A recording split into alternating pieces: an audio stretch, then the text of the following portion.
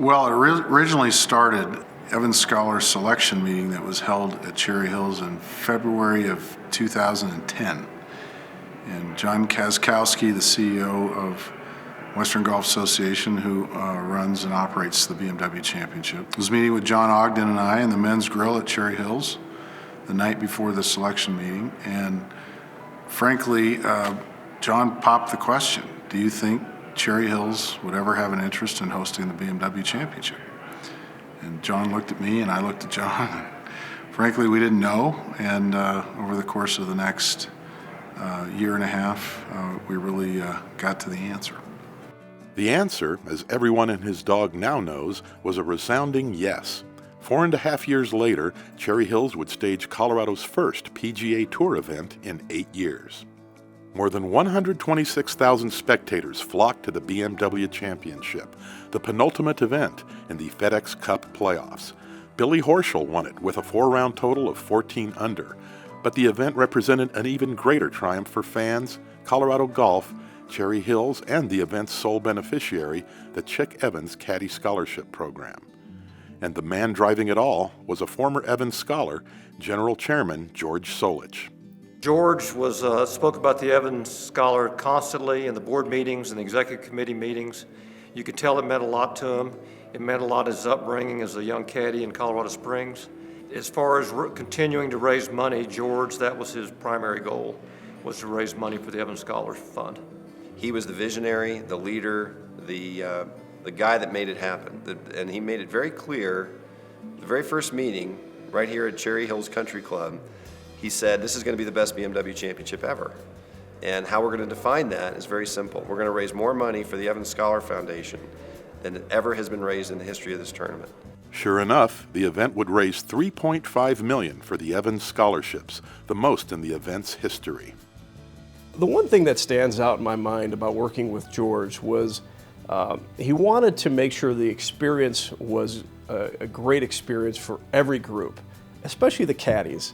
You know, George, obviously being a caddy, growing up being a caddy, receiving the Evans Scholarship, caddying is what he did, it's what we do as a charity, and it was really important to take care of the caddies.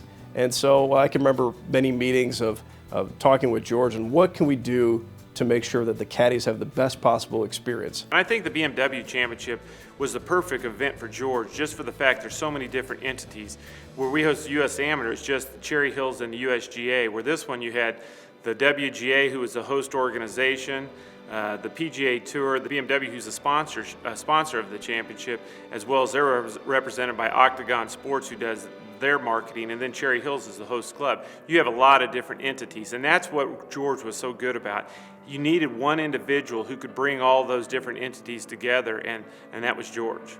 In terms of George's style and his intensity, towards the end of the tournament, we started using a tagline for George that was, George Solich, everything, all the time, because he's just totally involved. His standard is incredibly high, and I think that that's one of the real attributes that George brings, is the ability to elevate everybody's game, because he's constantly pushing for the absolute best.